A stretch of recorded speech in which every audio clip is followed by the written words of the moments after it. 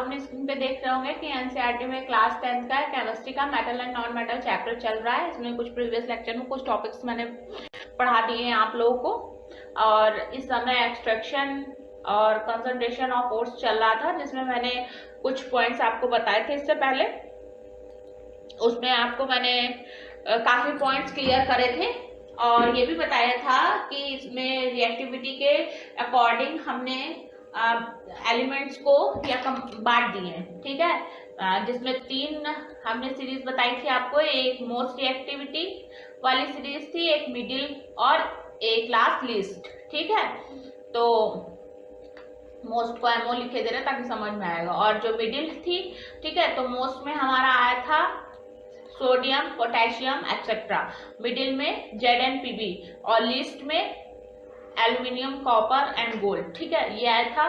तो हम इसमें इन तीनों सीरीज में जो एलिमेंट्स थे हैं, उसके बाद हम सीरीज के बाद हम आए थे, एक फ्लो चार्ट था कंसंट्रेशन ऑफ ओर्स का।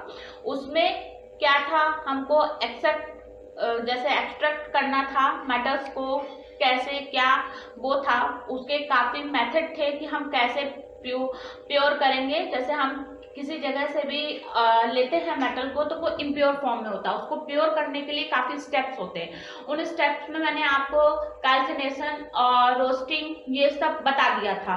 अब लास्ट स्टेप में आ जाते हैं, क्योंकि हमको लास्ट स्टेप क्या करना है, लास्ट स्टेप हमको प्यूरिफिकेशन, मतलब लास्ट में हमको प्योर मेटल लेना है, ठीक है, प्योर मेटल हमको मिलना चाहिए। इसलिए उसके कई स्टेप थे, जिसमें सब स्टेप बता दिए थे मैंने। लास्ट के 2 स्टेप है, जिसमें है पहला है रिफाइनिंग और प्यूरिफिकेशन ऑफ मेटल। ये एक फिगर बना हुआ है, मैं भी बताती हूँ इसमें क्या है।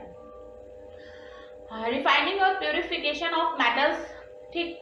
Metal extract from various method, आपको बताया था मैंने, मेटल्स को हम वेरियस मेथड के थ्रू एक्सट्रैक्ट करते हैं। जैसे सी वाटर से मैंने आपको एक एग्जांपल बताया था, अगर हमने सोडियम क्लोराइड एक्सट्रैक्ट करना है तो हम सी वाटर से ले लेते हैं। उसमें काफी इम्प्योरिटीज होती है, सैंड होता है, सॉइल होता है, स्टोन्स होते हैं, काफी होता है।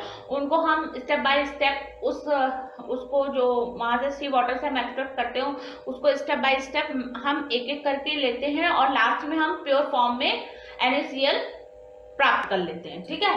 तो उसी के लिए स्टेप्स हैं।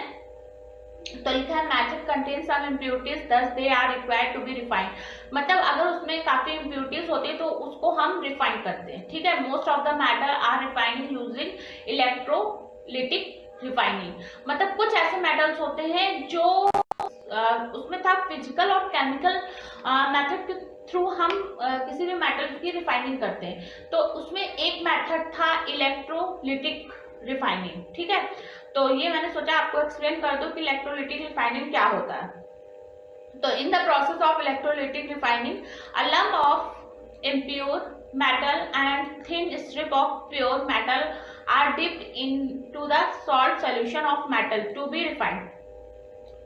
कह रहा है कि जो हमारा एक इम्प्योर लंप होता है मेटल का, ठीक है, उसकी हम एक थिन स्ट्रिप जो होती है वो प्योर मेटल में डिप कर देते हैं, और सोल्यूशन कैसा होता है, सॉल्ट का सोल्यूशन होता है, ठीक है, उसको रिफाइन करने के लिए। जब हम इलेक्ट्रिक करंट उसमें पास करते हैं सोल्यूशन में, तो प्योर मेटल हमको एक deposit over the thin strip, एक थिन स्ट्रिप पे ऊपर की ओर जमा होने लगता है, ठीक है। तो क्या होगा, इससे क्या होगा, और जो लंप होंगे प्योर मेटल के वो नीचे चले जाएंगे, ठीक है। तो जिससे क्या होगा, हमको प्योर मेटल मिल जाएगा। तो impure metal is used as anode and pure metal is used in cathode. अब देखिए, 2 इसमें एक एनोड फॉर्म है, और मैं इसको थोड़ा सा हाईलाइट कर देती हूँ, एक सेकेंड, आई कलर चेंज कर लेती हूँ, ठीक है। ये एनोड फॉर्म है और ये कैथोड फॉर्म है। तो आप इतना समझिएगा कि जो एनोड फॉर्म है, इम्प्योर मेटल जो होता है वो एनोड फॉर्म में होता है, ठीक है, और जो कैथोड फॉर्म है, और जो कैथोड फॉर्म है उसमें प्योर मेटल यूज होता है, ठीक है। इम्प्योर मेटल एनोड में और कैथोड फॉर्म में क्या होता है, प्योर मेटल होता है, ठीक है। अब हम फिगर के थ्रू थोड़ा समझते हैं, ठीक है। ये एक बीकर है, ठीक है, हम इसमें ये इलेक्ट्रोलिटिक रिफाइनिंग के लिए हम ये यूज करते हैं, ठीक है। एक टैंक एक टैंक बोल लीजिए वो है, ठीक है। ये इसमें कैथोड फॉर्म है, ये एनोड है। तो अभी हमने आपको बताया कैथोड फॉर्म पे क्या होगा, प्योर होगा, ये प्योर फॉर्म होगा, ठीक है,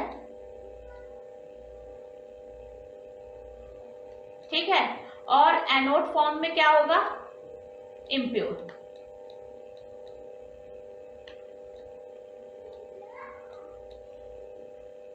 ठीक, कैथोड में प्योर और एनोड में इम्प्योर, ठीक है। ये है दो लगे हुए हैं, एक कैथोड रे लगी हुई है, एक एनोड, ठीक है।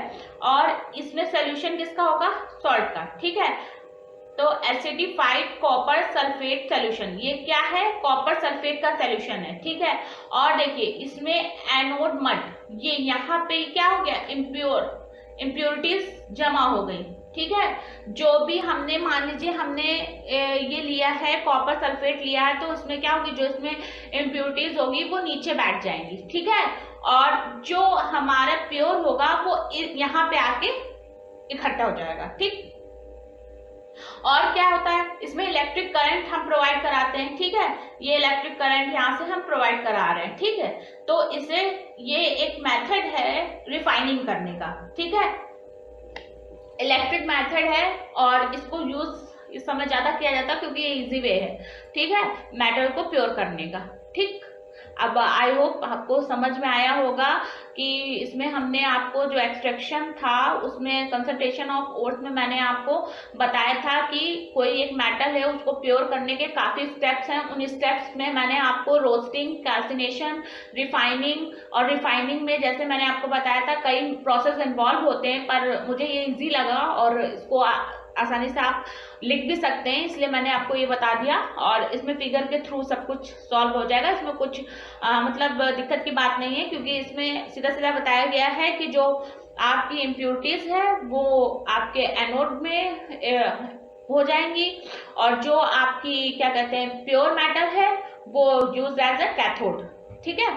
और ये एक मतलब डिस्क्राइब किया मैंने थोड़ा सा छोटे में, ताकि आपको समझ में आए कि इसमें कई प्रोसेस हैं प्यूरिफिकेशन में, पर मैंने यही लिया है क्योंकि ये इजी है।